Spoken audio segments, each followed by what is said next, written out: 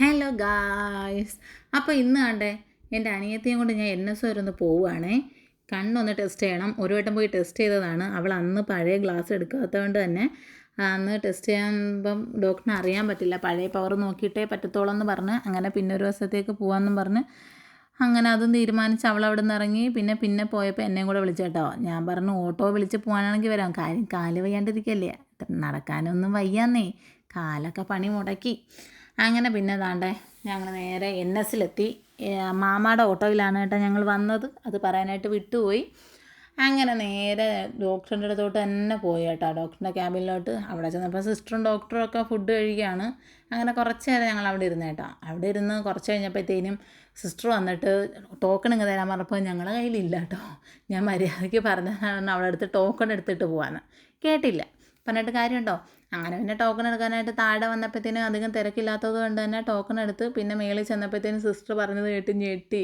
ഞങ്ങളിരുന്നതിൻ്റെ തൊട്ട് പുറകെ തന്നെ റിസപ്ഷൻ ഉണ്ടായിരുന്നു, അവിടെ പോയി ടോക്കൺ എടുത്താൽ മതിയായിരുന്നു. ഇനിയിപ്പോൾ പറഞ്ഞിട്ട് കാര്യമില്ല, സംഭവിക്കാനുള്ളതെല്ലാം സംഭവിച്ച് കഴിഞ്ഞില്ലേ. അങ്ങനെ താണ്ടെ അവളെ മാത്രം അകത്ത് കൊണ്ടുപോയി കേട്ടോ. കണ്ണ് ടെസ്റ്റ് ചെയ്യണം, 1 മണിക്കൂർ സമയം എടുക്കുമെന്ന് പറഞ്ഞു. ആ സമയം കൊണ്ട് ഞാനവിടെ പോസ്റ്റായി കേട്ടോ. അവിടെങ്ങും ആരും ഇല്ലായിരുന്നു കേട്ടോ, ഞങ്ങൾ 3 പേരേ ഉള്ളായിരുന്നു കേട്ടോ. അങ്ങനെ കുറേ നേരം കഴിഞ്ഞപ്പോഴത്തേനും ആൾ വന്നു കേട്ടോ. ആൾ കണ്ണിൽ മരുന്ന് ഒഴിച്ചിരിക്കുകയാണ്, പക്ഷേ കണ്ണ് ഇടയ്ക്കിടയ്ക്ക് തുറക്കുന്നുണ്ട് കേട്ടോ.